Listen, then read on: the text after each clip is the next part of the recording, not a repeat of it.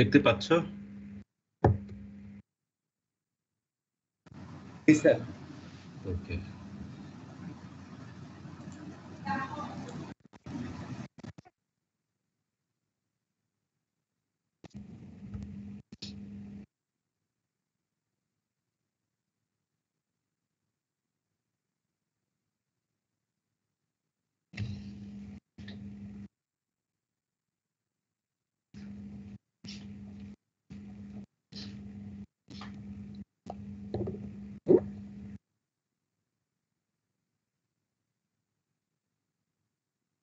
তোমাদের আর কয়টা ক্লাস আছে বলো তো?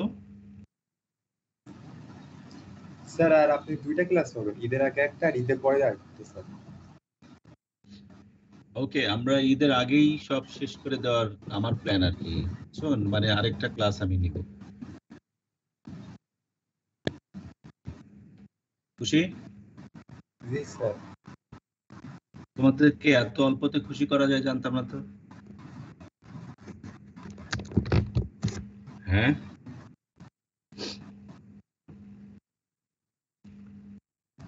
তোমরা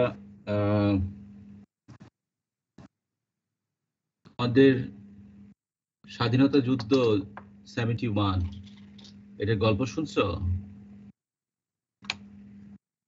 অনেক গল্পই তো শুনেছো, তাই না? জি স্যার। এবার বুয়েটের গল্প শোনো। বুয়েট ঢাকা ইউনিভার্সিটি ওই সময় 71-এ সারা দেশ জুড়ে তো যুদ্ধ, তাই না? জি স্যার। তখনো কিন্তু মানে লিমিটেড ওয়েতে এই ইউনিভার্সিটি গুলাতে ক্লাস হয়েছে। মানে ধরো অনেক স্টুডেন্ট ধরো যুদ্ধে গিয়েছে, মুক্তিযুদ্ধে গিয়েছে, অনেক শিক্ষক অনেক কিছুতে অ্যাটেন্ড করেছে। তারপরেও তারা কিন্তু মানে কিছু মানুষ ছিল যারা এটা পার্ট হিসাবে মানে শিক্ষা কার্যক্রম চালাচ্ছে। বুঝতে পারছো আমি কেন এই কথাটা বলছি? ধরো এখন বাংলাদেশে আমাদের প্যান্ডেমিক চলতেছে, এটা যুদ্ধ যুদ্ধ অবস্থা, প্রতিদিন তোমার 150-র বেশি মানুষ মারা যাচ্ছে, তাই না? জি তো স্যার। সেইটা একটা ইস্যু। ঠিক সেটার সাথে যদি তুলনা করো, আমরা সেটারই ধারাবাহিকতায় আমরা কিছু ক্লাস আগে যাচ্ছি আর কি। আমরা খুবই মর্মাহত what is going on around, but আমাদের একটু কাজটা আমরা আগায় যেতে চাই। ঠিক আছে?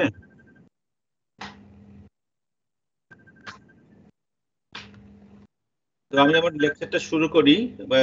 আজকে কিছুটা বিক্ষিপ্ত টাইপের কথাবার্তা হবে। এটা হচ্ছে তোমার যেহেতু মাস ট্রান্সফার নিয়ে কাজ করছি, কিছুটা কেমিস্ট্রির কিছু ইনফরমেশন আমাদের হয়তো ডিল করা লাগতে পারে, অথবা থার্মোডাইনামিক্স এর মিক্সচার নিয়ে যখন আমরা কাজ করেছি, পড়াশোনা করেছি, সেটারও নলেজ কিছুটা কাজে লাগতে পারে।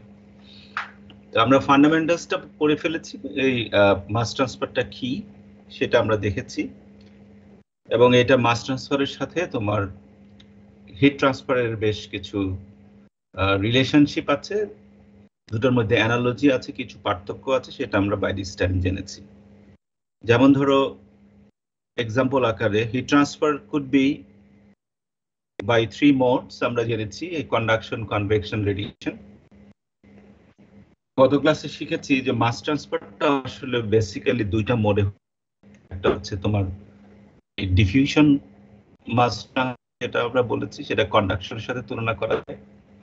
আরেকটা হচ্ছে কনভেকশন মাস ট্রান্সফার, হ্যাঁ, যেটা কনভেকশন হিট ট্রান্সফারের সাথে তুলনা করতে পারো। মানে কোন একটা ফ্লো, স্পেসিস গুলোর ফ্লো সেখানে ইনভলভ থাকবে। বাট ইন্টারেস্টিংলি তোমার রেডিয়েশন হিট ট্রান্সফার যেরকম আছে, রেডিয়েশন মাস ট্রান্সফারটা আসলে নাই। ঠিক আছে? তো এই জায়গাটাতে আমাদের স্টেট ছিল ইন দ্য লাস্ট ক্লাস। আমি আজকে মূলত তোমার মাস ডিফিউশন নিয়ে একটু কথা বলবো। আমি পরের স্লাইডে যাচ্ছি।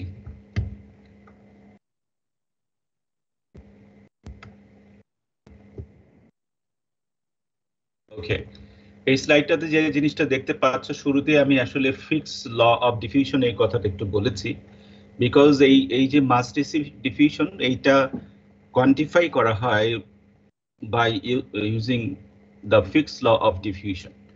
আমরা যখন হিট ট্রান্সফার করেছি তখন আমরা হিট কন্ডাকশন ইকুয়েশনটা শুরু করেছিলাম।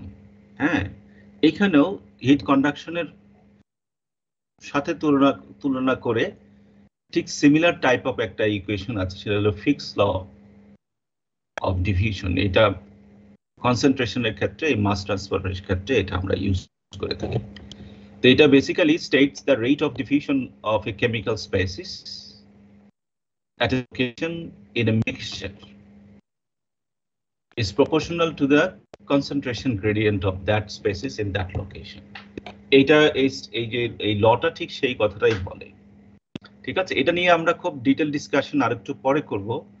এখান থেকে একটা জিনিস বুঝতে পারলাম যে তোমার গ্যাস মিক্সচার একটা ইন্টারেস্টিং বিষয়। এখানে এক বা দুই বা ততোধিক তোমার স্পেসিস থাকবে, কেমিক্যাল কম্পোনেন্ট থাকবে, যেটা মিক্স আপ হবে। হ্যাঁ, সেটার কারণে তোমার কনসেন্ট্রেশন চেঞ্জ হবে একটা স্পেসিসের একটা একটা পার্টিকুলার লোকেশন। তো সেইটা আমাদের বুঝতে হবে। এই জন্য মিক্সচারটা নিয়ে প্রথমে একটু কথা বলা। এই ডান দিকের যে তুমি একটু আমরা একটা ডায়াগ্রাম দিয়েছি, তাই না? দেখতে পেরেছো অনেকগুলো ডট দেওয়া, মানে ছোট সার্কেল, লাল সার্কেল। হ্যাঁ, দেখেছো? দেখতে পাচ্ছ? হ্যাঁ, এখানে এই ডান দিকে দেখো এ এন্ড বি মিক্সচার। ঠিক আছে, এই মিক্সচারের কিছু একটা মিক্সচার আমরা নিয়েছি যেখানে এ স্পেসিস আছে, বি স্পেসিস আছে। ঠিক আছে, সেটা বোঝানোর জন্য এখানে লাল লাল রঙের কিছু দিয়ে দেওয়া হয়েছে। এটা ধরো এ স্পেসিস, আর সাদা সাদা যেটা সেটা হচ্ছে বি স্পেসিস। তাহলে এইখানে এটাকে যদি আমরা অ্যানালাইসিস করি, এটা যেহেতু একটা মিক্সচার, সুতরাং মিক্সচারের টোটাল ভলিউমটা তোমার এইভাবে চিন্তা করা যায়। মানে যেহেতু স্পেসিস এ, সে এমন ভাবে থাকবে সে নিজেই টোটাল ভলিউমটা দখল করে ফেলবে। বিটাও একই কথাই, ভলিউমটা দখল করে ফেলবে একটা পার্টিকুলার কন্টেইনারে যদি তুমি রাখো। তো এই অবস্থানটা আমরা বুঝতে পারি, এটা আমরা ভালো করে বুঝতে পারি। কিন্তু তুমি যদি ম্যাস কনসিডার করো, তখন ম্যাসের ক্ষেত্রে তোমার টোটাল মিক্সচারের ম্যাসটা হবে কি, সেটা এ এর ম্যাস হবে এবং হচ্ছে বি এর ম্যাস, দুটোকে আলাদা করে যোগ করলে তো তখন তুমি সেই টোটাল ম্যাসটা পাবে। এটা সাধারণ আন্ডারস্ট্যান্ডিং, আমরা এটা দেখেছিলাম। তারপরে ডেনসিটির কথা এখানে বলা হয়েছে। ডেনসিটিটাও, মিক্সচারের density should be equal to the individual species ডেনসিটির সামেশনের সমান। এটাও আমাদের কাইন্ড অফ মাস ব্যালেন্স থেকে এগুলো এসেছে, দুটো আন্ডারস্টুড। সিমিলারলি তোমার এই concentration, C is for concentration, আমরা একটু পরে আসবো আরো। ডেনসিটিটাও বেসিক্যালি এক ধরনের কনসেন্ট্রেশন, সেটা আমরা আসবো। এখানেও কনসেন্ট্রেশনটাও তোমার আসলে ইন্ডিভিজুয়াল যে স্পেসিস গুলোর কনসেন্ট্রেশন আর ওই দুইটার কনসেন্ট্রেশন দুটোর তুমি সাম করলে মিক্সচারের কনসেন্ট্রেশন পাও। This is all about mixture, মানে parameter, volume, mass, density and concentration. এখন এই কনসেন্ট্রেশনটা আমরা আসলে বিভিন্নভাবে বুঝতে পারি। যেমন তুমি মাস বেসিসে কনসেন্ট্রেশনকে তুমি ডিফাইন করতে পারো। এটা দেখো মাস বেসিসে, মাস বেসিসে কনসেন্ট্রেশনটা তোমার আবার বিভিন্ন স্পেসিস নিয়ে চিন্তা করতে হবে। আমি যদি আই স্পেসিস চিন্তা করি, তাহলে আই স্পেসিসের ডেনসিটি, পার্শিয়াল ডেনসিটি, এটাকে পার্শিয়াল ডেনসিটি অনেক ক্ষেত্রে বলা হয়, অনেক ক্ষেত্রে এটাকে ম্যাস কনসেন্ট্রেশনও বলা যেতে পারে। এটা হচ্ছে rho equal to mass of that species divided by volume. তো ইউনিটটা দেখো কেজি পার মিটার কিউব। তো এটা হচ্ছে mass concentration or density or partial density, whatever, লোকজন অনেক নামেই বলে থাকে। টোটাল ডেনসিটিটা এগুলার সামেশনের সমান। ঠিক আছে, তো এইভাবে আমরা এই জিনিসগুলোকে বিবেচনায় করব। তারপরে এইখানে স্টেটমেন্টটা একটুখানি খেয়াল করো। It is the density of A mixture at A location is equal to the sum of the densities of its constituents. যে কোনো একটা পার্টিকুলার লোকেশনে তোমার মিক্সচারের ডেনসিটিটা ওইটার কনস্টিটিউয়েন্ট ডেনসিটি গুলোর যোগফলের সমান হবে। ঠিক আছে, এখন এই কোন একটা মিক্সচারের একটা পার্টিকুলার, তুমি যদি এখান থেকে এক্স লেখা শুরু করো, একটা ডাইমেনশন, ওয়ান ডাইমেনশনাল, এখান থেকে এক্স, তো এক্স এর ডিফারেন্ট লোকেশনে তোমার ডেনসিটি যদি, তোমার মিক্সচারের ডেনসিটি যদি সেম থাকে, তাহলে এটাকে কাইন্ড অফ হোমোজেনাস মিক্সচার বলা হয়। আবার যদি কোনো কারণে এটা ডিফারেন্স হয় তাহলে সেটা অন্যরকম মিক্সচার, বুঝতে পারছেন, হেটারোজেনাস মিক্সচার। এখানে আরেকটা টার্মিনোলজি আমাদের একটুখানি খেয়াল করা লাগবে, যে mass fraction of species I, this is mass fraction. আগে এগুলোতে ছিল তোমার ডেনসিটি, এটা হচ্ছে মাস ফ্র্যাকশন। মাস ফ্র্যাকশন হচ্ছে যে একটা স্পেসিসের মাস টোটাল ম্যাসের তুলনায় কত অংশ। তো এটা আসলে বেসিক্যালি এই মাস ফ্র্যাকশনটা কিন্তু তোমার রো এর সাথেও তুমি এটাকে ইকুয়েট করতে পারো বেসিক্যালি। ঠিক আছে, তো এই টার্মগুলো আমাদের একটুখানি মাথায় রাখতে হবে to understand the things coming up later. Okay, এটা হচ্ছে ম্যাস বেসিসে। এবার আরেকটা কনসিডারেশন হচ্ছে মোল বেসিস। এই মোল বেসিসে এগুলাকে যদি আমরা একটু অ্যানালাইসিস করি তাহলে দেখা যায় যে partial molar concentration of species I, এটাকে তখন আমরা মোলের তো নাম শুনেছো তাই না? মোল হচ্ছে একটা পার্টিকুলার স্পেসিসের তুমি মাস যদি জানো এবং সেটার মলিকুলার ওয়েট দিয়ে যদি তুমি ভাগ করো, সেগুলাকে তোমার মোল বলা হয়। এটা আমরা কেমিস্ট্রিতে, ফিজিক্সে হোয়াটএভার আমরা শিখেছি। তো এই যে এটা হচ্ছে মোলার কনসেন্ট্রেশন। আবার টোটাল মোলার কনসেন্ট্রেশনটা তো আমরা এইভাবে এই রিলেশন দিয়ে লিখতে পারি। তারপরে মোল ফ্র্যাকশনের আরেকটা ডেফিনেশন আছে। মোল ফ্র্যাকশন কে রাখো, এটা কল টল নিয়ে দরকার নেই, পরে রেখে দাও, এখন অফিস আসুক।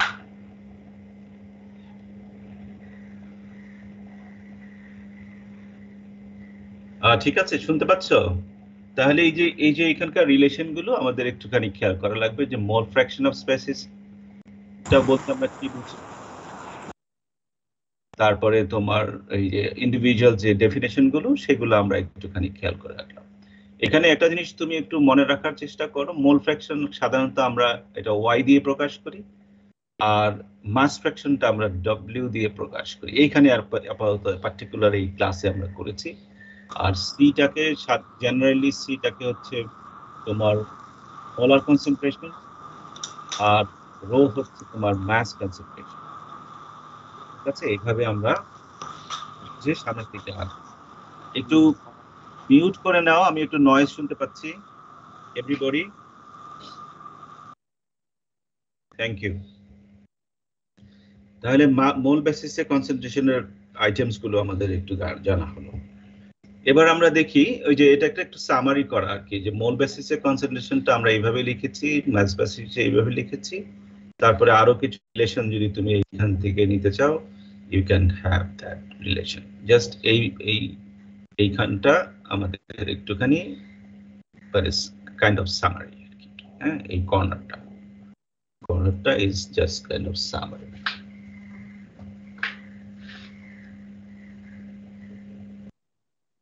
এবার আসো যে যদি আইডিয়াল গ্যাস, অনেক ক্ষেত্রে আইডিয়াল গ্যাস কনসিডারেশন করা যেতে পারে যদি তোমার গ্যাস হয়, গ্যাস মিক্সচার হয়। এই গ্যাস মিক্সচার গুলো, যে কোনো গ্যাসগুলো বিহেভ করে আমরা জানি যে এটা যদি খুব লো প্রেশার হয়, লো প্রেশারে গ্যাসগুলো আইডিয়াল গ্যাসের বিহেভিয়ারটা সাধারণত কন্টেইন করে। তো যদি লো প্রেশারে কোনো জিনিস থাকে তাহলে তুমি আইডিয়াল গ্যাস হিসেবে সেগুলোকে অ্যানালাইসিস করতে পারো। সেই ক্ষেত্রে তোমার এই মাস ফ্র্যাকশনের সাথে, হ্যাঁ, তোমার এই যে এরকম একটা মোল ফ্র্যাকশনের সাথে পার্শিয়াল প্রেশারের একটা চমৎকার রিলেশন তুমি ইউজ করতে পারো। অনেক ক্ষেত্রে আমাদের এগুলো করার দরকার হয়, মোল, মাস, প্রেশার, ডেনসিটি, এগুলোর সাথে ইন্টার রিলেশনশিপস দরকার হয় ফর দ্য অ্যানালাইসিস। হ্যাঁ, শুধু এই কথাটা বলার জন্য এখানে এই স্লাইডটা আমি নিয়ে এসেছি। ওকে, এখন এই ছোট্ট একটা এক্সাম্পল, এখানে একটা অ্যানালাইসিসটা তুমি করতে পারো যে আসলে বিষয়টা কি দাঁড়ায়। তুমি এই যে একটা ছোট্ট এক্সাম্পল আমরা এখানে দেখেছি, এই এক্সাম্পলের মধ্যে দেখো যে তোমার মোল ফ্র্যাকশন অফ, এখানে 2 মোল এ আছে, 6 মোল বি আছে, আর প্রেশার হচ্ছে 120 টোটাল প্রেশার। ঠিক আছে, টোটাল প্রেশার 120। তাহলে তোমাকে বলা হলো যে পার্শিয়াল প্রেশার তোমার এ এর পার্শিয়াল প্রেশার কত তুমি বের করো। তাহলে এটা এরকম করে পার্শিয়াল প্রেশার বের করতে হয়। এবার তোমাকে বলা হলো তুমি বি এর পার্শিয়াল প্রেশার বের করো। বি এর পার্শিয়াল প্রেশারটা আমাকে বলো তো দেখি কত হবে। স্যার YB into P হ্যাঁ YB কত? স্যার YB হচ্ছে NB by N হ্যাঁ এটা করে ফেলো, কত হয় এটা টোটাল? 90 এটা হচ্ছে 90 কিলো প্যাসকেল, রাইট? তাহলে তুমি টোটাল পিটা কি দাঁড়ালো? PA plus PB again 120, right? So our calculation is okay. তো এইভাবে জাস্ট কাইন্ড অফ কিছুটা একটু বুঝে রাখা আর কি। হ্যাঁ, সিম্পলি ভেরি সিম্পল থিং। এটা ইন্টারমিডিয়েটও হয়তো তোমরা পড়েছো অথবা আমাদের ফার্স্ট ইয়ার সেকেন্ড ইয়ার তোমরা পড়েছো। এগুলো আপাতত এখানে থাকুক, জাস্ট একটা কাইন্ড অফ ছোট্ট এক্সারসাইজ। আমি পরের স্লাইডে যাচ্ছি। এবার আসো এই যে ফিক্স ল, যেটা নিয়ে আসলে আমরা মূলত তোমাদের সাথে বেশি সময় কাটাতে চাই, Fick's law of diffusion in a binary mixture. একটা বাইনারি মিক্সচার যদি থাকে সেখানে ফিক্স লটা আসলে কিভাবে আমরা করে থাকি, ঠিক আছে? তো এইখানে তোমার এই ডায়াগ্রামটা যদি তুমি দেখো, এখানে কিছু জিওমেট্রির ইস্যু আছে। এক্স এর ডিরেকশনটা এখানে দেওয়া আছে, তারপরে একটা এরিয়া এ আছে, এই সারফেস, এই পাশের সারফেসে এরিয়াটা হলো এ, এটা ইজ থ্রু আউট কনস্ট্যান্ট। তারপরে তোমার স্পেসিস এ এবং স্পেসিস এটা নিয়ে আমরা এখানে মূলত চিন্তা করছি, স্পেসিস বিও থাকতে পারে। কিন্তু তোমার এখানে এই তোমার এখানে ধরো শুরুতে এক্স যখন ভ্যালু কম, তখন এই জায়গাটা হচ্ছে স্পেসিস এ এর কনসেন্ট্রেশন অনেক হাই। তারপরে আস্তে আস্তে যখন তুমি এক্স এর ভ্যালু বাড়তে থাকবে, এ এর কনসেন্ট্রেশনটা কমতে থাকে। কমার জন্য যে তোমার এইখানে কি কালারের একটা ইকুয়েশন, কাইন্ড অফ রেডিশ কালারের একটা ইকুয়েশন আছে না, that is the expression of concentration change in x direction, ঠিক আছে? এইরকম করে তুমি দেখতে পারো। এবং তুমি যদি কোনো একটা পার্টিকুলার পয়েন্টে স্লোপ নিতে চাও, তাহলে স্লোপটা তুমি বেসিক্যালি CA বাই তুমি dx এভাবে লিখতে পারো। এবং বাই ডেফিনেশন মানে সিচুয়েশন তুমি দেখতে পাচ্ছ যে যত তুমি x বাড়াবা কনসেন্ট্রেশন তত কমছে, বেসিক্যালি স্লোপটা হচ্ছে নেগেটিভ।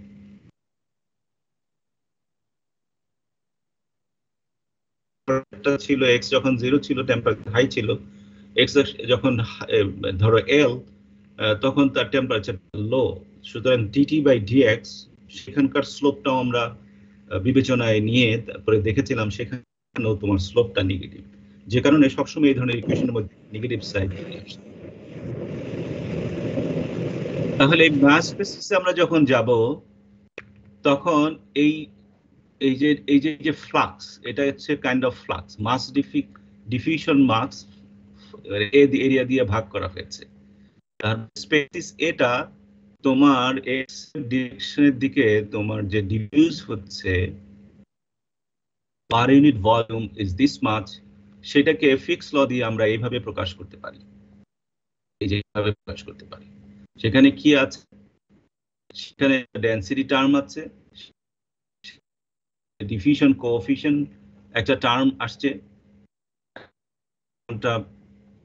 মানে ফিক্স ভদ্রলোকিক যে এই ফ্লাক্সটা is proportional to the concentration gradient coefficient, ঠিক আছে? এখানে নেগেটিভ সাইনটা আমরা কেন দিয়েছি?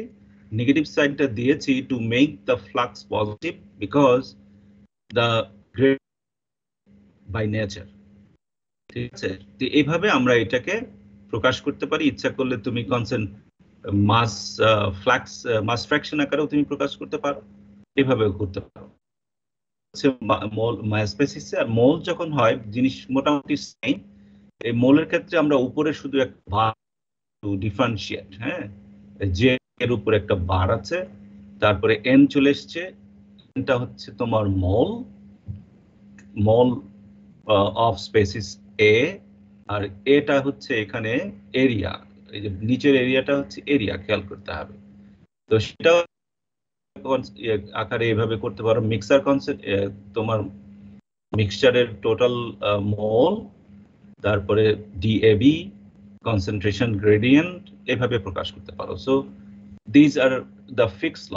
তুমি ফিক্স লটাকে মাস বেসিস লিখতে পারো, মোল বেসিসও করতে পারো, ঠিক আছে, এইভাবে প্রকাশ করতে পারো। তারপরে যদি কেউ মনে করো যে না, এই টোটাল মিক্সচারের কনসেন্ট্রেশনটা এবং density is throughout the constant total মিক্সচারের, সেই ক্ষেত্রে যদি তোমার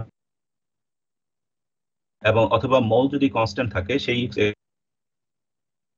প্রকাশ করা যায়। এখানে আটটা আসলে রো হবে, হ্যাঁ, এটা হবে রো হবে। তো এইভাবে আমরা প্রকাশ করতে পারি। আর একটু সিম্পল কেসে, সিম্পল ওয়েতে এইভাবে প্রকাশ করতে পারি মোল বেসিসে। So this is all about Fick's law. তো তার মানে হচ্ছে যে একটা যে জিনিসটা ফ্লো করছে আইদার মাস অথবা মোল, সেইটার সাথে তোমার কনসেন্ট্রেশন গ্রেডিয়েন্টের একটা চমৎকার রিলেশন। আমরা প্রপোর্শনালিটি কনস্ট্যান্টের নাম শিখেছি, সেটা হচ্ছে ডিএবি। এটা হচ্ছে তোমার কোএফিশিয়েন্ট অফ এ, হ্যাঁ, বি। বিটা হচ্ছে তোমার বাইনারি মিক্সচার, মানে হচ্ছে এটা দুটো ম্যাটেরিয়াল থাকবে, হ্যাঁ, দুটো স্পেসিস থাকবে। আমি আসছি।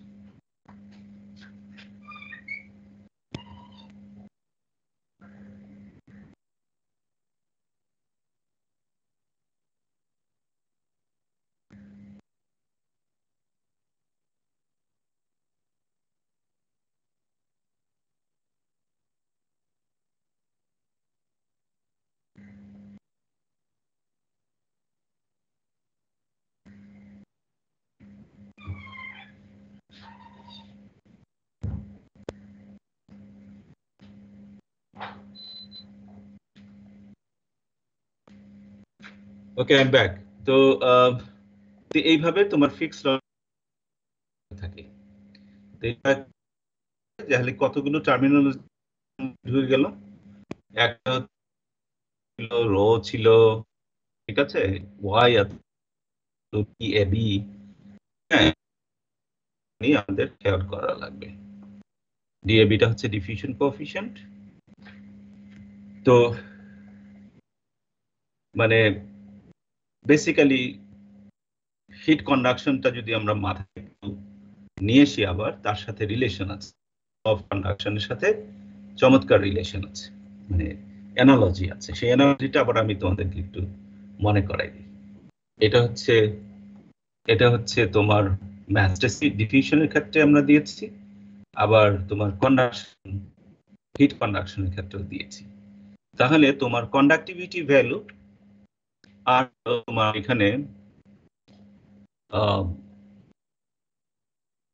ডিফিউশন, থার্মাল কন্ডাক্টিভিটি আর হচ্ছে তোমার মাস ডিফিউজিভিটি, এই দুটো একটা ইন্টারেস্টিং টার্ম এখানে। এটা আমাদের একটু খেয়াল করা লাগবে। Different but quite similar property, ঠিক আছে। এই ভ্যালুগুলো সাধারণত স্পেসিসের ক্ষেত্রে যদি আমাদের থাকে, তোমার এইরকম তোমাদের মানে প্রোভাইড করা হয় এবং লোকজন কাজ করে আমাদের জন্য রেখে দিয়েছে টেক্সট বুক গুলাতে, এই ডিফিউশন কোএফিশিয়েন্ট কেমন করে বের করতে হয় বিভিন্ন তোমার স্পেসিসের ক্ষেত্রে, ঠিক আছে।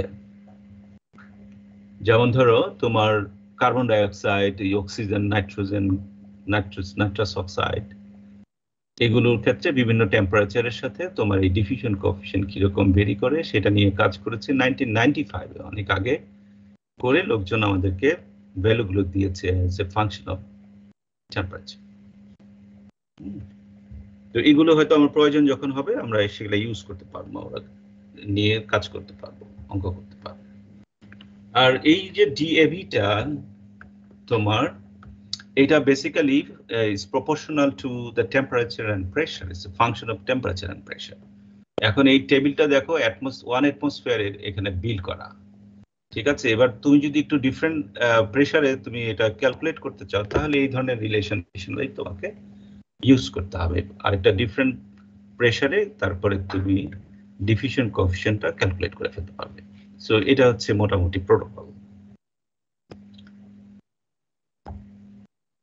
ওকে, আমার মনে হয় এটা ডিসকাশনের কিছু নাই, আমি পরের স্লাইডে যাচ্ছি। এরকম আরো অসংখ্য তোমার টেবিল আছে, এই এই যেমন ধরো এখানে এটা ইন্টারেস্টিং হলো যে এখানে তোমার এই সাবস্টেন্স এ এবং সাবস্টেন্স বি এটার কথা বলা আছে, মানে কোন এটা এ কোনটা বি কোনটা সেটা যখন থাকে, এবং টেম্পারেচারের সাথে এখানে এই ভ্যালুগুলো তোমার ডিফিউশন কোএফিশিয়েন্ট ভ্যালুগুলো এখানে সুন্দর করে দেওয়া আছে। ঠিক আছে, তো এগুলো যখন আমাদের পার্টিকুলার প্রবলেম নিয়ে কাজ করব তখন এই এবং পার্টিকুলার টেম্পারেচার নিয়ে কাজ করব, তখন আমরা এই ডিফিউশন কোএফিশিয়েন্ট ভ্যালুগুলো এখান থেকে রিড করতে পারবো। এবং আরো কিছু চমৎকার নোট দেওয়া আছে, সেগুলো ফলো করে we can do our job. Okay, এবং ইন্টারেস্টিংলি দেখো এই যে ডিএভির ইউনিটটা দেখো, এটা ডিএভির ইউনিটটা হচ্ছে মিটার স্কয়ার পার সেকেন্ড। তার মানে আসলে এটা kind of propagation velocity of particular species through another তোমার species, হ্যাঁ, সেটার সাথে রিলেশন আছে। দেখছো এই যে এরকম লিখতে পাচ্ছি না কেন?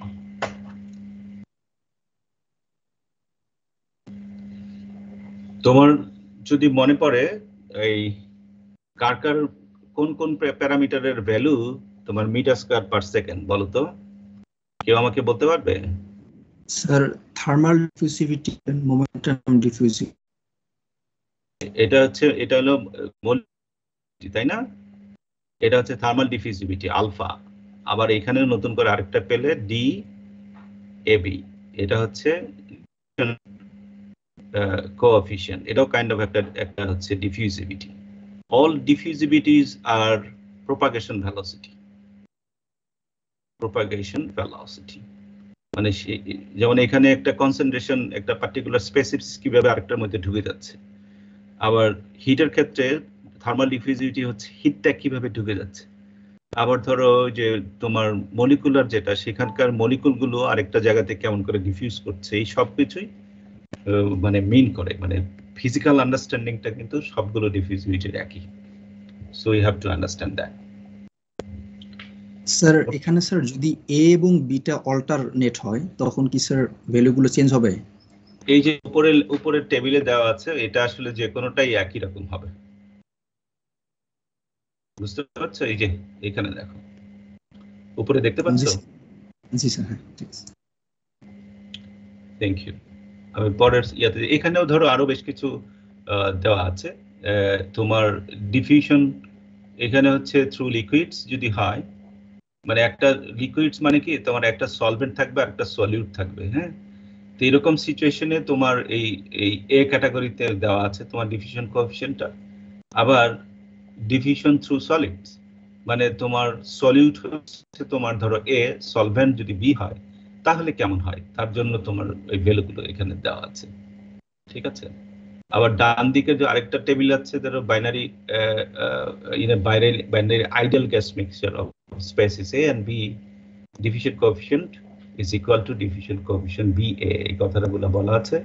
তো এখান থেকেও তুমি ইচ্ছা করলে এই ভ্যালুগুলো রিড করতে পারবে এখন নেসেসারি। তারপরে এখান থেকে এই কোএফিশিয়েন্ট নিয়ে আরো কিছু ইনফরমেশন, যে এটা কোএফিশিয়েন্টটা in general highest in gases and lowest in solid. তো এই ভ্যালুগুলো যদি দেখো, দেখবা যে গ্যাসে এটা বেশি হয় এবং সলিডে অনেক কম হয়। বোঝাই যাচ্ছে যেহেতু ম্যাটারগুলো খুব ক্লোজলি প্যাক থাকে। তারপরে এগুলো হচ্ছে টেম্পারেচারের সাথে বাড়তে থাকে। তুমি যে কোনো টেম্পারেচার দেখো, এই টেম্পারেচারের সাথে চোখ বুলো, এটা আস্তে আস্তে ভ্যালুগুলো তোমার আস্তে আস্তে বাড়ছে, দেখো। ঠিক আছে, তো এইগুলো হচ্ছে basic observation from the data. Okay, আমি আবার পরেরটাতে যাই। কেউ যদি এমন করতে চাও যে ধরো ওয়াটার ভেপার এয়ারের মধ্যে কিভাবে ঢুকে যাচ্ছে, হ্যাঁ, তার যদি ডিফিউশন কোএফিশিয়েন্ট আমরা ক্যালকুলেট করতে চাই, তাহলে এই ধরনের একটা রিলেশনও ইউজ করা যেতে পারে। সেই ক্ষেত্রে ধরো এই যে টেম্পারেচার প্রেসারের এটা ফাংশন, যেহেতু একটু আগেই বলেছিলাম, তো এই ধরনের রিলেশন ইউজ করে under this temperature range you can use that thing to for water vapour and air, এটা করা যেতে পারে। এইগুলো নিয়ে লোকজন বিভিন্ন দেশে অনেক সায়েন্টিস্ট এগুলো নিয়ে ইন্ডিভিজুয়ালি কাজ করেছে এবং ইকুয়েশনগুলো প্রপোজ করেছে। হ্যাঁ, তো এইগুলো জাস্ট আমরা ফলো করব, মানে kind of right time right ইকুয়েশনটা নিয়ে আমাদের কাজ করা আর কি। তো আমরা এই ক্লাসে আন্ডারগ্রাজুয়েট লেভেলে আমরা তোমাদেরকে জাস্ট ওয়েগুলো বলছি, আমরা প্রত্যেকটা ইকুয়েশন প্রত্যেকটা টেবিল নিয়ে হয়তো কাজ করার সুযোগ পাবো না, because we have many things to do in this class, তাই না, in this course. সো আমরা তোমাদেরকে জাস্ট একটা আইডিয়া দিচ্ছি যে what is mass transfer and how we can deal with all this things, মানে প্রবলেমটা দুই একটা প্রবলেম নিয়ে কেমন করে মানে এগুলো হয় সেগুলো আমরা দেখানোর চেষ্টা করছি। এই স্লাইডের শেষের দিকে তুমি যদি এই ডায়াগ্রামটা একটুখানি দেখো, এই ডায়াগ্রামটাকে কি বলা হচ্ছে, এখানে তোমার ওয়াটার এবং এয়ার এই দুটো বাইনারি মিক্সচার এর মধ্যে চিন্তা করা হচ্ছে। মানে ধরো একটা লেকের মধ্যে ওয়াটার আছে, রাইট, অথবা পন্ডে ওয়াটার আছে, উপরে এয়ার আছে। এখন এইরকম সিচুয়েশনে তোমার ওয়াটার তোমার এয়ারের মধ্যে হয়তো ঢুকে যাবে, অথবা এয়ার এসে ওয়াটারের মধ্যে ঢুকবে, এই ন্যাচারাল ঘটনাগুলো ঘটে। সেগুলোকে আমরা কিভাবে তোমার আসলে ডিল করে থাকি। তো সেইটা ডিল করার জন্য ফিজিক্যাল আন্ডারস্ট্যান্ডিংটা দরকার।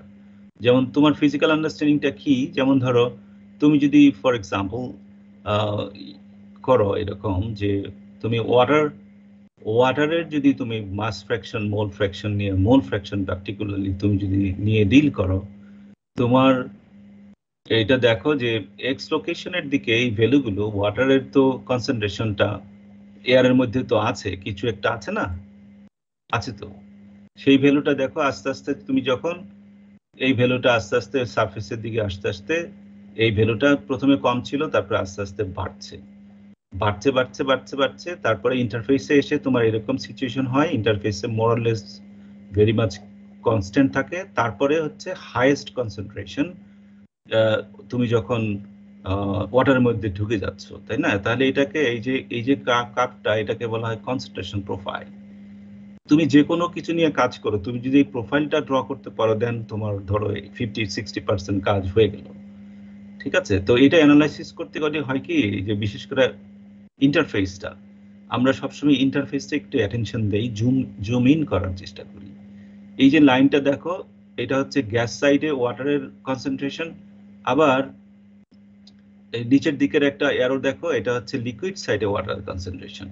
গ্যাস সাইডে ওয়াটার কনসেন্ট্রেশনটা এটা pretty zero, close to zero, আর এটা হচ্ছে 1, তাই না? এই আন্ডারস্ট্যান্ডিং গুলো আমাদের খুব দরকার। হ্যাঁ, আবার যদি এটা ওয়াটারের মধ্যে যদি এমন সিচুয়েশন আসবে, অন্য কিছু যদি এটা এয়ার থাকলো, তো অন্য যদি গ্যাস থাকে, তখন দেখা যাবে যে এয়ারও কিছুটা ঢুকে গেছে, তখন কনসেন্ট্রেশন আর 1 থাকবে না, অন্যরকম কিছু হবে।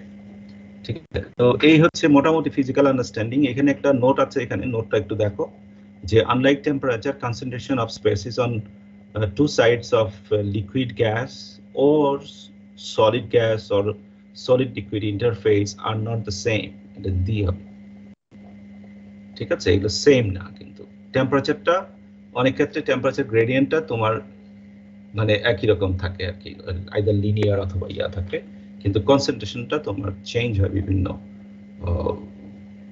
মানে ভাবে আর কি। এই কথাটাই বল ইন্টারফেসে বিশেষ করে। তো আমরা পরের স্লাইডে একটু যাই। এইখানে সলিবিলিটি নিয়ে কথা বলা হয়েছে। তো আমরা যখন সল্ট নিয়ে, ওয়াটার নিয়ে তোমার যখন কাজ করতাম, তখন সলিবিলিটি ইস্যুটা একটা ইন্টারেস্টিং ছিল, সেটা আসলে আমাদের নিয়ে কাজ করতে হইতো। আমরা হয়তো খুব বেশি করব না এখন, বাট তুমি ফিজিক্সে তোমার কেমিস্ট্রিতে এটা নিয়ে পড়েছো, আরো হয়তো পড়বে। একটু জাস্ট আইডিয়া দেওয়া যে তোমার একটা পার্টিকুলার টেম্পারেচারে তুমি যদি এই যেমন ওয়াটার নিয়ে কাজ করছে, তুমি 100 কেজি ওয়াটার নিয়ে যদি কাজ করো, তাহলে পার্টিকুলার টেম্পারেচারে, যেমন ধরো এই যে 310 কে মানে কত, সেইখানে তোমার কি পরিমাণ ম্যাক্সিমাম সল্ট তুমি রিজলভ করতে পারবা, সেই ভ্যালুটা এখানে দেওয়া আছে এরকম টেবিলে। তো এইগুলো রেডি লোকজন দেওয়া আছে, এখন যখন আমার দরকার হবে এটা নিয়ে আমরা কাজ করতে পারবো। ঠিক আছে, এখানে একটা ইন্টারেস্টিং জিনিস আসলো, এখানে চলে আসো সরাসরি। তোমার এই যে তোমার ওই মোল কনসেন্ট্রেশন লিকুইড স্টেটে এইটাকে আমরা আসলে তোমার গ্যাস সাইডের যে প্রেশার ইনিশিয়াল গ্যাস সাইডের যে তোমার পার্শিয়াল প্রেশার সেটার সাথে রিলেট করতে পারি বাই ইউজিং হেনরিজ কনস্ট্যান্ট। এই হেনরিজ কনস্ট্যান্টটা ইউজ করে এটা করা হয়। এটা আরেক ধরনের একটা রিলেশন। সেই কনস্ট্যান্টের ভ্যালুগুলো for different temperature for different solute সেটা মানে কেমন হচ্ছে সেই টেবিলগুলো এখানে দেওয়া আছে, সেটা প্রয়োজন আমরা ইউজ করতে পারবো। এখন এই হেনরিজ কনস্ট্যান্ট সম্বন্ধে জাস্ট দুইটা একটু এডিশনাল কিছু কথা। আমাদের ধরো গ্যাস এ এবং লিকুইড বি এটা এরকম সিচুয়েশনে আছে। হ্যাঁ, যেমন ধরো আমরা তোমার ধরো কোকা কোলা খাই, তাই না? তো কোকা কোলার একটা বেস লিকুইড আছে, তাই না? সেখানে আবার তোমার কার্বন ডাই অক্সাইড সেখানে চার্জ করা হয়। সিচুয়েশনটা বোঝার চেষ্টা করো। তো কার্বন ডাই অক্সাইড যদি তোমার এ হয় এবং অন্য বাকি লিকুইড গুলো মিলামে তুমি যদি বি ধরো, তাহলে তুমি এটাকে মোল fraction of A in gas side, এই দেখো গ্যাস সাইডের মোল ফ্র্যাকশনটা কোথায় আর হচ্ছে এ এর লিকুইড সাইডের মোল ফ্র্যাকশনটা কোথায়। মানে যেহেতু গ্যাস এ এবং এটা হচ্ছে তোমার লিকুইড আছে এখানে, তো এর মোল ফ্র্যাকশন নিয়ে আমরা ডিল করছি, কিন্তু একটা হলো গ্যাস সাইডে আর একটা হচ্ছে লিকুইড সাইডে। তো লোকজনের অবজারভেশন হচ্ছে যে গ্যাস সাইডের যে তোমার mole fraction is proportional to the, এটা দুইটা প্রপোর্শনাল। এখন এইটাকে গ্যাস সাইডটাকে তুমি আবার এইভাবে লিখতে পারো, এটা আমরা এর আগে হয়তো রিলেশন থেকে দেখেছি এইরকম। তো এইটার থেকে তুমি হেনরিজ কনস্ট্যান্টটা ইউজ করে তুমি গ্যাস সাইডের তুমি পার্শিয়াল প্রেশার বের করে ফেলতে পারো। লিকুইড সাইডের তোমার মোল ফ্র্যাকশন থেকে হেনরিজ কনস্ট্যান্টটা তুমি যদি ইউজ করো তাহলে এরকম করে পার্শিয়াল প্রেশার বের করে ফেলতে পারো। অনেক ক্ষেত্রে পার্শিয়াল প্রেশার বের করাটা আমাদের জন্য ডিফিকাল্ট হয়ে যায়, বাট হেনরিজ কনস্ট্যান্টটা যদি আমাদের জানা থাকে তাহলে সেটা আমরা খুব কুইকলি করতে পারি। তো এইটাই এখানে তোমার বলা হয়েছে যে হেনরিজ লটার সম্বন্ধে বেশ কিছু এডিশনাল ইনফরমেশন দেওয়া আছে। You can just go through, আমি সেটার মধ্যে দিয়ে খুব বেশি যাচ্ছি না। তো ইটস কোয়াইট স্ট্রেট ফরওয়ার্ড, মানে টু জাস্ট মাথার মধ্যে রাখা যে হেনরিজ ল ইজ দেয়ার, এবং সেটা আমাদের লাইফটা একটুখানি ইজি করছে to calculate some parameter related to Henry's law. Okay, সেটা আমাদের একটু জানা থাকবে। তারপরে ওই যে হেনরিজ লয়ের এটা বোধহয় আমরা একটু আগে শেয়ারও করেছি, সিলেক্টেড গ্যাসের বেশ কিছু একটু আগে তোমাদের সাথে শেয়ার করেছি, এটা আমি স্কিপ করি, এটা দরকার নাই এখানে। এবার আসো এই যে সলিবিলিটি এবং পারমিবিলিটি, এই দুটো, পারমিবিলিটি আর একটা টার্ম এখানে আসলো, এইগুলোর একটু ডেফিনেশন গুলো আমাদের একটু জানা দরকার। এই সলিবিলিটিটা হচ্ছে, দেখো এই সলিবিলিটিটা তোমার কনসেন্ট্রেশন এবং পার্শিয়াল প্রেশারের সাথে রিলেটেড। সেটাও আমাদের মানে তোমার বিভিন্ন গ্যাস সলিড কম্বিনেশনের জন্য বিভিন্ন টেম্পারেচারে, এখানে মোটামুটি বেশি টেম্পারেচার না, 98, 93, 358 কয়েকটা টেম্পারেচার মাত্র আছে। তো সেই ভ্যালুগুলো দেওয়া আছে। তো আমাদের যখন দরকার হবে সেটা আমাদের খুঁজে বের করতে হবে ফ্রম দ্য লিটারেচার, পার্টিকুলার কম্বিনেশনের জন্য গ্যাস সলিডের জন্য তার সলিবিলিটি কত। তো এই সলিবিলিটিটা ক্যালকুলেট যখন ভ্যালুটা থাকে তখন আমি কনসেন্ট্রেশনটা ক্যালকুলেট করে ফেলতে পারি ফ্রম পার্শিয়াল গ্যাস, অথবা কনসেন্ট্রেশন যদি জানা থাকে তাহলে পার্শিয়াল গ্যাস মানে প্রেশারটাও আমরা ক্যালকুলেট করে ফেলতে পারি ইউজিং দিস সলিবিলিটি কনস্ট্যান্ট, তাই না? সো এই জিনিসটা সলিবিলিটি ভ্যালু, নট কনস্ট্যান্ট। ঠিক আছে, তো তোমরা খেয়াল করবা যে এটা ইউনিটগুলো ইন্টারেস্টিং। আর পারমিবিলিটি আর একটা সিমিলার কাইন্ড অফ টার্ম, এটা আসলে বেসিক্যালি তোমার সলিবিলিটি এবং হচ্ছে তোমার ডিফিউশন কোএফিশিয়েন্ট, এই দুটার product, multiplication of solubility and diffusion coefficient. তো এটাও অনেক ক্ষেত্রে দরকার হতে পারে, এটা খুব বেশি জরুরি না মনে রাখা, কিন্তু সলিবিলিটি ইজ ইউজফুল, তারপরে ডিফিউশন কোএফিশিয়েন্ট ইজ ইউজফুল। এগুলো আমরা মোটামুটি দেখলাম, এবং সেটা ইউজ করে আমরা কেমন করে কিছু রিয়েল লাইফ প্রবলেম সলভ করতে পারি সেগুলো একটু দেখব। এখন আমি এখন আমি এই একটা ছোট্ট প্রবলেম, যেটা তোমাদের খুব রিয়েলিস্টিক একটা প্রবলেম, সেটা একটু আমরা বোঝার চেষ্টা করি এবং সলভ করার চেষ্টা করি। দেখবো যে সলিউশন মেথডটা আসলে খুবই সিম্পল, বাট দ্য কোয়েশ্চেনটা তুমি যখন দেখবে তখন মনে হবে যে হ্যাঁ, এটা আমি কেমন করে করবো। ঠিক আছে, তো তুমি যদি একটু টেক্সটটা দেখে ফেলো, প্রবলেমটা কি বলছে। এটা হচ্ছে একটা 4 লিটার ভ্যাসেল আছে, ভলিউমটা দেওয়া আছে, filled with carbon dioxide at 25 degrees C and 5 atmospheric pressure. তাহলে একটা ভ্যাসেলের মধ্যে আমি কার্বন ডাইঅক্সাইড স্টোর করে রেখেছি। দেখতে পাচ্ছ, বুঝতে পারছো সবাই?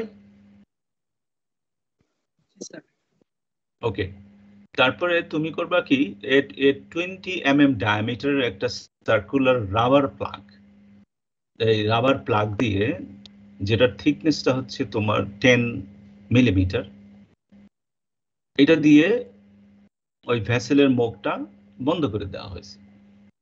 ব্যাপারটা হচ্ছে এটা কিন্তু সবসময় আমরা করি, খেয়াল করো। অনেক লিকুইডের উপরে ওই যে বিশেষ করে কেমিক্যালস গুলো এরকম রাবার প্লাগ দিয়ে দেওয়া হয় না? হ্যাঁ, এটা খুব রিয়েল লাইফ এক্সপেরিয়েন্স কিন্তু। তো এই রাবার প্লাগ তো কাইন্ড অফ পোরাস, তাই না? তো এইটা লিক করে অ্যাটমসফিয়ারে চলে যেতে পারে। এটা যদি আন্ডার প্রেসারে থাকে সেটাও যায়, অথবা এমনি প্রত্যেকটা তোমার গ্যাসের অথবা লিকুইডের একটা অ্যাফিনিটি থাকে। যেহেতু এয়ারের মধ্যে সেটার কনসেন্ট্রেশন কম থাকে, আর এটা যখন লিকুইড ফর্মে থাকে তার কনসেন্ট্রেশন বেশি, সুতরাং বেশির থেকে তোমার কম কনসেন্ট্রেশনের দিকে সবসময় ন্যাচারালি ফ্লো করার চেষ্টা করবে। তো এখন প্রশ্ন হচ্ছে যে তোমার এইখান থেকে কার্বন ডাইঅক্সাইড লস হয়ে রাবারে এটা কি রেটে তোমার কার্বন ডাইঅক্সাইড লস করবে, সেটা আমাদেরকে ক্যালকুলেট করতে হবে। বুঝতে পারছো? এই যে প্লাগটা যে দেওয়া হয়েছে সেটা কেমন করে, তোমার কারো যদি বুঝতে অসুবিধা হয়, আমি আরো একটু অন্যভাবে দেখাতে পারি। এই যে এরকম প্লাগ, এই যে এরকম রাবার প্লাগ থাকে না, এরকম প্লাগ থাকে। হ্যাঁ, প্লাগ থাকে এরকম, ধরো একটা কন্টেইনার, এরকম কন্টেইনার, ঠিক আছে, কন্টেইনার। তো এখানে কার্বন ডাইঅক্সাইড, এটা হচ্ছে রাবার প্লাগ যেটা এখানে বলা আছে। আমার মনে হয় আমার ড্রয়িং এর চাইতে এটাই ভালো। এখানে ডাইমেনশনস গুলো দেওয়া আছে, বিভিন্ন লেংথ, এল টেল এইসব দেওয়া আছে। ওকে, গুড। তাহলে আমাদের ওই মাস ডিফিউশনটা আমাদেরকে বের করতে হবে, মানে এখান থেকে কি পরিমাণ বেড়ে যাবে কার্বন ডাইঅক্সাইড। এটা বের করার জন্য এটাকে আমাদের একটু মডেল করতে হবে। যে মডেল করতে গেলে কি করা লাগবে, এই কথাটা তো স্ট্রেট ফরওয়ার্ড, এগুলো জাস্ট বলে দেওয়া হয়েছে যে আসলে প্রবলেমটা কি, যে কোনো একটা জিনিসের প্রবলেমটা কি না, সেটা একটা স্টেটমেন্টে একটা বলার প্র্যাকটিস করাটা খুব ভালো। তাহলে এনিবডি ক্যান ফলো। যেমন ধরো, এ circular plug with specified dimension is used to contain carbon dioxide gas inside A vessel.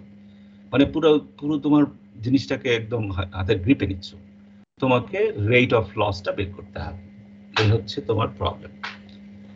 অ্যাসাম্পশনসটা কি? ডিফিউশনটা আমরা স্টেডি ওয়ান ডাইমেনশনাল বলে নেই, যে এটা একটা কথাটা বলে নেই। এটার ভিতরে কোনো কেমিক্যাল রিঅ্যাকশন ঘটছে না, এটা এই ইনফরমেশন করাটা ভালো। তাহলে এটা একদম টোটালি কোনো ধরনের অন্য কোনো ঝামেলা এখানে নাই।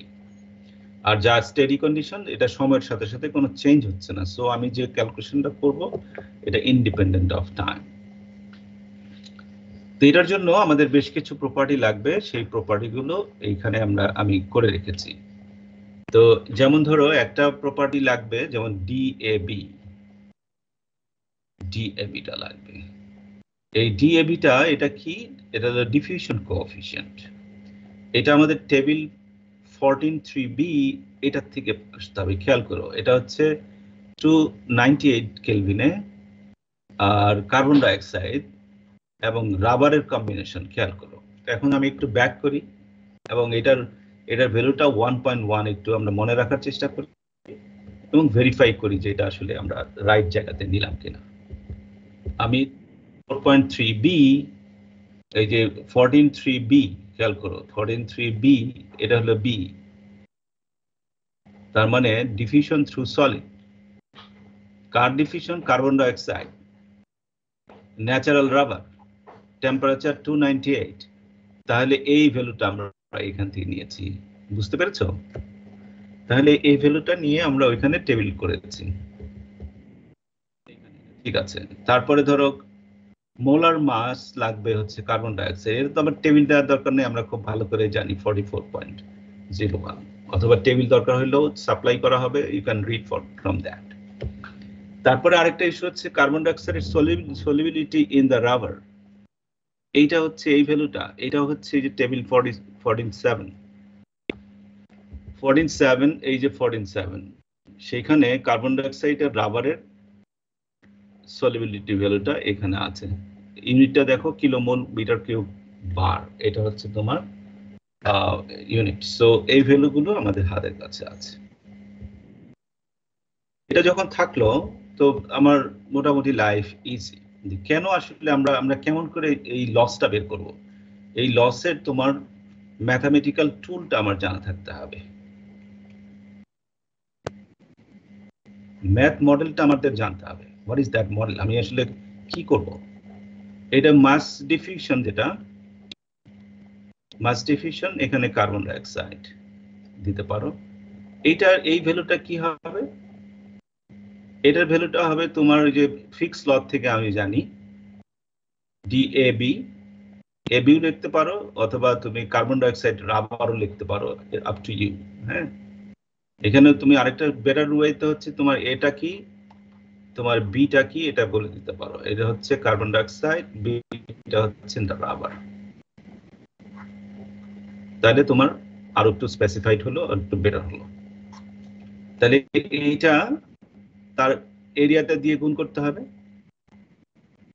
আর হচ্ছে রো অফ কার্বন ডাইঅক্সাইড, হ্যাঁ, ডেল্টা, এটা হচ্ছে এক্স।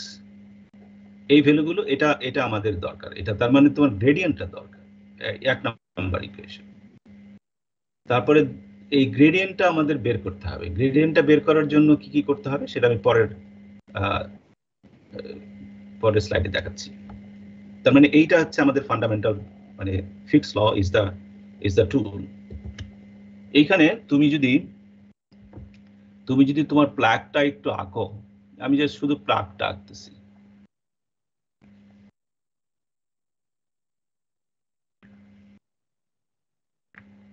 এই প্লাগটার একদম এই বরাবর তুমি যদি একটা বাউন্ডারি নাও,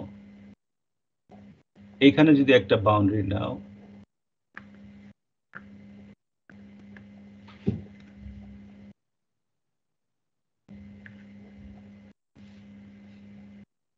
মানে এটার থিকনেসটা হচ্ছে তোমার এল, এটা ডায়ামিটারটা হলো ডি। তাহলে ডেনসিটি গ্রেডিয়েন্টটা কোন ডিরেকশনে, তাই না? তুমি যদি এইটাকে এক্স ডিরেকশন ধরো, তাহলে এই ডিরেকশনে হচ্ছে ডেনসিটি গ্রেডিয়েন্ট, কারণ এই দিক তো তোমার বেরিয়ে যাবে, তাই না? এখানে আমার কার্বন ডাইঅক্সাইড আছে at 25 ডিগ্রি সি,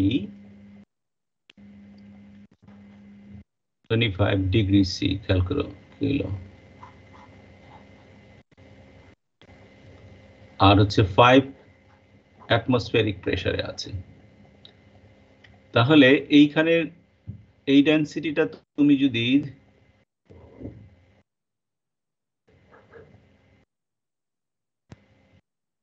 রো এ, এটাকে তুমি যদি 1 বলো, এই স্টেটটাকে যদি 1 বলো, এই স্টেটটাকে যদি 2 বলো, এটা আমাদেরকে বের করতে হবে, এটা একটা কনসেন্ট্রেশন। আবার এইখানে আর একটা কনসেন্ট্রেশন বের করতে হবে, সেটা হলো 2। মানে এইখানে যেহেতু এরপরে কি আছে আমি জানি না, তাই না? কিন্তু প্লাগ আছে, এটা তো প্লাগ। হ্যাঁ, এই যে তোমার কার্বন ডাইঅক্সাইড সাইডে এই 1 এর যে ডেনসিটিটা এইটাকে আমরা solubility times partial pressure of A at 1 এটা দিয়ে বের করতে পারি যে solubility definition আমাদের যেটা ছিল সেটা। আর এই ভ্যালুটা দেখ এখানে কোনো কার্বন ডাইঅক্সাইড মানে নাই আমরা ধরে নিচ্ছি, তাই না? কোনো কার্বন ডাইঅক্সাইড যাচ্ছে না, মানে এইরকম সিচুয়েশনে, তার মানে এই ডেনসিটিটা এখানে 0। তাহলে এই দুটোর ডিফারেন্সটা, তার মানে delta rho A by delta x basically rho A 1 rho A 2 divided by L হবে।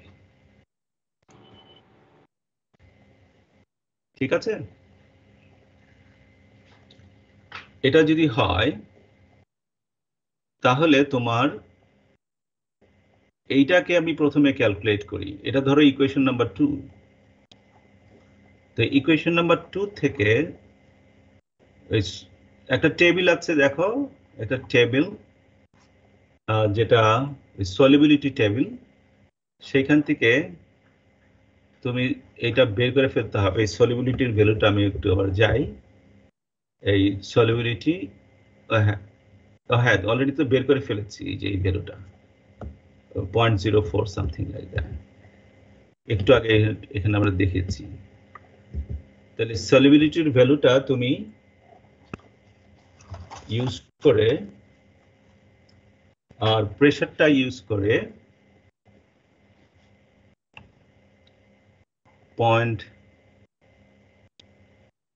0.04015 এটা হচ্ছে কিলো মোল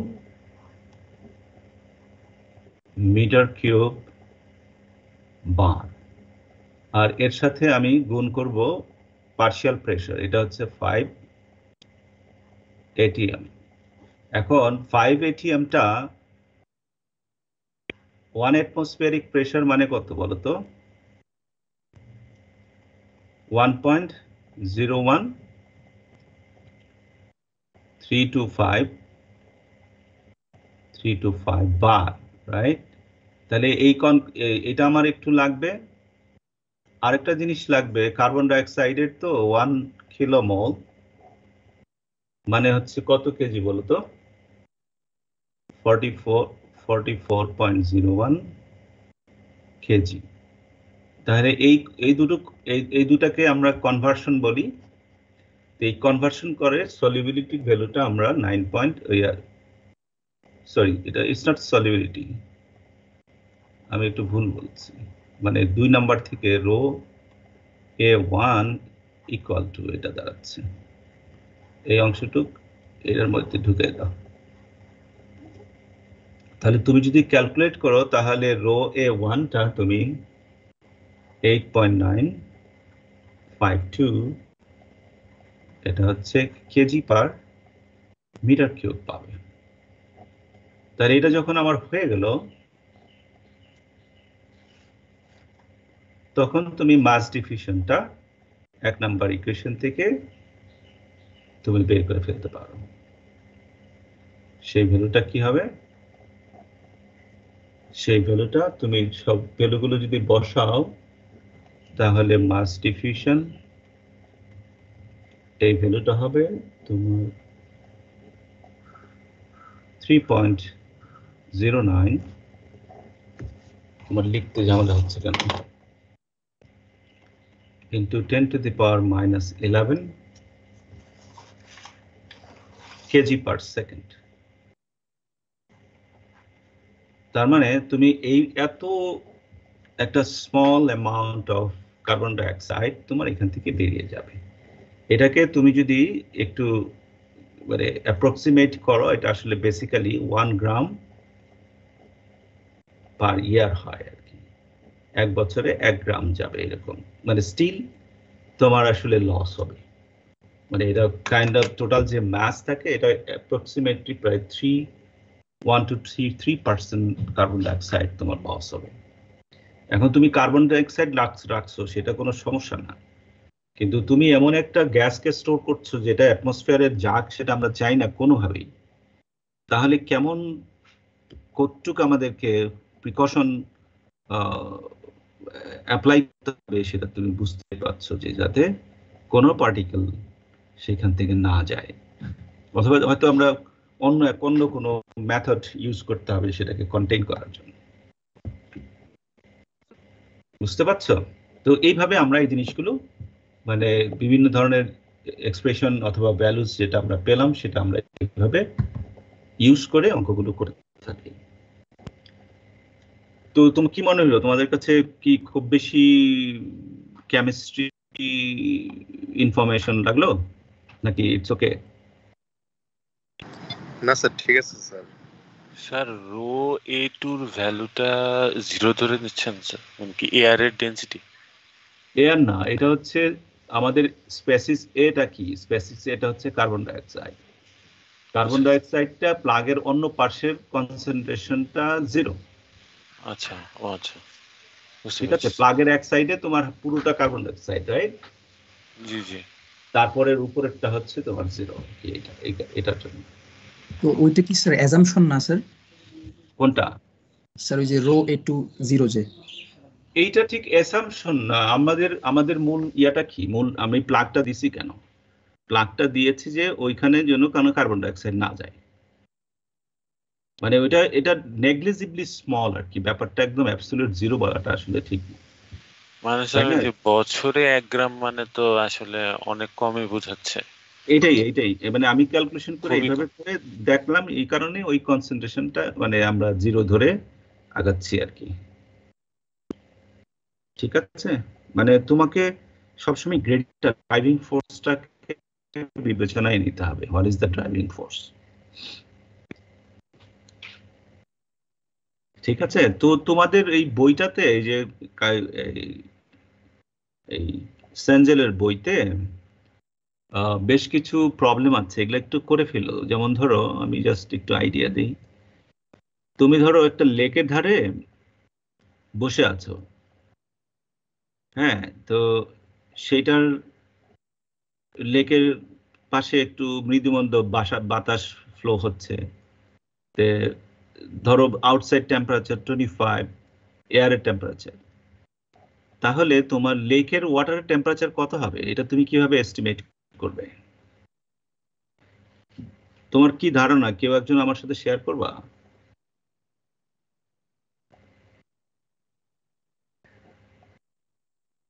শুনতে পাচ্ছ আমার কথা? জি স্যার।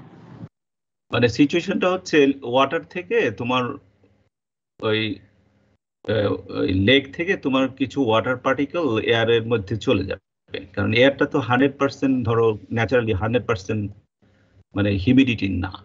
হিউমিডিটি ধরো ফর এক্সাম্পল 60%, 50% হোয়াটএভার, হ্যাঁ। তাহলে তোমার যেহেতু লোয়ার একটা কনসেন্ট্রেশন ড্রাইভ আছে না, মানে এর মধ্যে তো 100% কনসেন্ট্রেশন মানে লেকে, তাই না? আর এয়ারের মধ্যে কনসেন্ট্রেশন কম, তাহলে সবসময় একটা অ্যাফিনিটি থাকবে যে এয়ারটা তোমার এয়ারটা না, সরি, মানে ওয়াটারটা লেক থেকে তোমার ইয়ার মধ্যে ঢুকে যাবে, এয়ারের মধ্যে ঢুকে যাবে, তাই না? এখন যাবে কিভাবে? সে যাবে হচ্ছে সে ভেপার ফর্ম করবে, মানে ইভাপোরেট করবে। তাই ইভাপোরেট করার জন্য তার এনার্জি কোত্থেকে পাবে? মানে লেটেন্ট হিটটা কোত্থেকে পাবে? সে লেটেন্ট হিটটা নিবে হলো বাল্ক ওয়াটার থেকে, মানে লেকের। এইভাবে তুমি সারফেসটাকে যদি একটু জুম করে নিজে ভাবতে থাকো, তুমি দেখবে যে সারফেসের ইন্টারফেস থেকে কন্টিনিউয়াসলি ভেপার বাবলগুলো, বাবল ঠিক না, ভেপার ওই ইয়ার থেকে মুভ করে চলে যাচ্ছে এয়ারের মধ্যে, এবং অ্যাজ এ রেজাল্ট বাল্ক ওয়াটারের টেম্পারেচারটা স্লাইটলি কমে যাবে বিকজ অফ হিট ট্রান্সফার। ওই যে লেটেন্ট হিট ট্রান্সফারের কারণে সেটা কমে যাবে। এই জন্য তোমরা সবসময় দেখবে যে সামারে মানুষ করে কি, নদীর ধারে সাগরের পাশে যায়, গেলে যেটা হয় যে বাইরের টেম্পারেচার অনেক বেশি থাকলেও ওইখানে 1-2 ডিগ্রি টেম্পারেচার কম থাকে এবং মানুষ অনেক বেটার ফিল করে। ব্যাপারটা বুঝছো? এগুলো হচ্ছে example of mass transfer at the same time. তো এগুলো নিয়ে আমি আরেকটু হয়তো কথা বলবো নেক্সট ক্লাসে। হ্যাঁ, তো আজকে এখানেই শেষ করি যেহেতু সময় হয়ে গেছে। স্যার একটা কথা ছিল স্যার। বলো। স্যার এটা কোর্স রিলেটেড না স্যার, কিন্তু স্যার আমাদের স্যার বইটার কি স্যার সব টিচারই স্যার ভ্যাকসিনেটেড, মানে অফিসে কাজ করতে হলে কি স্যার মানে ভ্যাকসিন মানে প্রুভড হইতে হয় নাকি? এই ধরনের তোমার সার্কুলেশন আমি পাইনি। আর ভ্যাকসিনেশনটার জন্য তো এই ইনফরমেশন আমি তোমাকে দিতে পারবো না, আমার কাছে কোনো ডেটা নাই। ব্যক্তিগতভাবে আমি ভ্যাকসিনেটেড এবং আমি আমাদের কলিগদেরকে অনেকটাই চিনি, তারা ভ্যাকসিনেটেড। স্যার মানে আমি স্যার আজকে তো আমার স্যার ভ্যাকসিনেশনের ডেটটা পড়ছে স্যার, যত স্যার টাইম কমছে স্যার আমার মানে সেকেন্ড থটস আসছে আর কি, মানে কোল্ড ফিট হচ্ছে আর কি স্যার, মানে স্যার অনেক ভয় লাগছে আর কি, মানে যত টাইম কমছে আর কি স্যার। মানে কিসের ভয়? স্যার যদি মানে অ্যাডভার্স কিছু হয় আর কি, মানে বুঝতে পারছি না স্যার। এটা তোমার মেন্টাল স্টেট। হ্যাঁ, এটাকে ওভারকাম করতে হবে। দুনিয়ায় সবকিছুরই মধ্যে তোমার রিস্ক আছে। হ্যাঁ, সবকিছুই। যেমন তুমি বাসার থেকে এসে বুয়েটে আসবা, রিস্ক আছে, মানে you can get killed, right? And তাই বলে কি তুমি তোমার কাজকর্ম বন্ধ করে দিবা? না স্যার। তাহলে একটু সাহসী হও। মানে সায়েন্টিস্টরা সারা দুনিয়াতে যে আবিষ্কার করলো তাদের সাথে থাকো এবং এটার অ্যাডভান্টেজটা ক্যাশ করো। কারণ তুমি যেসব দেশ তোমার অ্যাটলিস্ট 70-80% ভ্যাকসিনেটেড হয়েছে, দে আর ডুইং গুড এবং they have return to the normal state. হ্যাঁ, তোমার এখন পার্ট হচ্ছে ভ্যাকসিন দেওয়া। You go for it. আজকে আমি তোমার বলতে পারি যে আমার আত্মীয়, আমার খুব ক্লোজ ফ্যামিলি মেম্বার, তারা ভ্যাকসিন দিয়েছে এবং আমার মেয়ের আর কি, তার 15 বছর বয়স, তার তো জ্বর হয়েছে, তার বমি হয়েছে। So these are the normal scenario. এটা হচ্ছে তাও সেকেন্ড ডোজে, ফার্স্ট ডোজের সময় তার হয়নি। তো এগুলো আছে। এখন এগুলো নিয়ে তোমাকে, এটা তো কাইন্ড অফ যুদ্ধ, তাই না? তুমি কি হসপিটালাইজ হতে চাও নাকি নর্মাল লাইফ লিড করতে চাও? তো ইউ হ্যাভ টু ডিসাইড। ভয়ের কিছু নাই। কি নাম তোমার? স্যার ইয়াদ মনে রাখা স্যার, ইয়াদ। হ্যাঁ, ইয়াদ। এবার ইয়াদ রাখো, আমার কথা ইয়াদ রাখো। ওকে, ইয়াদ। Okay sir. স্যার অন্য বিষয়ে একটা প্রশ্ন ছিল স্যার, সেটা হচ্ছে আপনি কি স্যার আমাদেরকে স্যার কোনো ইভালুয়েশন নেবেন স্যার, মানে অ্যাসাইনমেন্ট বা সিটি টাইপের? এটা আমি জানি না আমাদের সময় আছে কিনা। তোমরা যদি ইন্টারেস্টেড হও তাহলে আমি ঈদের পরে একটা অ্যাসাইনমেন্ট কিছু একটা করতে পারি। স্যার ওই যে আপনার কাছ থেকে তো আমরা সম্ভবত একটা সিটি আর একটা অ্যাসাইনমেন্ট নিয়েছি আমরা স্যার, আর নাসিম স্যারের কাছ থেকে স্যার হচ্ছে আমরা 2টা অ্যাসাইনমেন্ট দিয়েছি স্যার, আর সমস্যা স্যার প্রতিদিনই একটা করে সিটি নিচ্ছেন আর কি। তো স্যার আসলে আমরা বুঝতে পারতেছি না যে আমরা মানে আমাদের কি স্যার ইন্ডিভিজুয়ালি স্যার আপনার কাছ থেকে একটা কাউন্ট হলো বা কাসিম স্যারের কাছ থেকে একটা কাউন্ট হলো, নাকি স্যার ওভারঅল যে 3টা বেস্ট হবে স্যার সেই 3টাই কাউন্ট হবে স্যার? সেটা একটু যদি ক্লিয়ার করেন। এটা এই পার্টটা আমাদেরকে ডিসাইড করতে দাও। এটা তোমার কি এত মানে ডিটেইল জানার দরকার আছে? উইল সিট টুগেদার এন্ড এবং স্যার মানে স্যার তোমাদের কনসার্নটা যেটা স্যার সেটা হচ্ছে যে ওই যে মানে যদি সেরকম হয়, দেখা গেছে স্যার করোনার কারণে হোক বা অসুস্থতার কারণে হোক, যদি স্যার আপনার সিটিকেও মিস করে থাকি স্যার, তাহলে হয়তো বা মানে আমরা আরেকটা এক্সট্রা বা অ্যাসেসমেন্ট মানে নিতে যাচ্ছি আর কি স্যার, সেটার জন্য আর কি মেইনলি। আচ্ছা, ঠিক আছে। তো আমি এখনো ডিসাইড করিনি। আমরা ঈদের পরে তো আমাদের ওই সপ্তাহটা ফাঁকা আছে, তাই না? মানে আমার প্ল্যান অনুযায়ী আমার হচ্ছে তো নেক্সট উইকে আমাদের ক্লাসগুলো শেষ হয়ে যাবে। জি ঠিক স্যার। আছে, তারপরে আমি তোমাদেরকে জানাবো আমি কি করব। ঠিক আছে, ঠিক আছে স্যার, থ্যাংক ইউ আর স্যার। হচ্ছে যে 100% ছেলেরা তো সবসময় কোনো কিছুতে অ্যাটেন্ড করে না। তুমি তোমার কথা ভাবো, হ্যাঁ, সবার কথা। কারণ এটা চয়েস, মানে কেউ বললো যে আমি পরীক্ষা দিব না, তুমি তারা কি করবা? জি স্যার। সবাইকে ইনক্লুসিভ চিন্তা তুমি করো না। You do your job. এবং সে যদি আমার সাথে যোগাযোগ করে, then I will do something. কিন্তু সে তো তোমার সাথেও যোগাযোগ করেনি, আমার সাথেও করেনি, তাই না? সুতরাং ওই হাইপোথেটিক্যাল নাম্বার নিয়ে, পার্সন নিয়ে আমি কথা বলতে চাই না। জি sir, okay sir. Thank you. তো ভালো থেকো। হ্যাঁ, পরে আবার নেক্সট উইকে কথা হবে।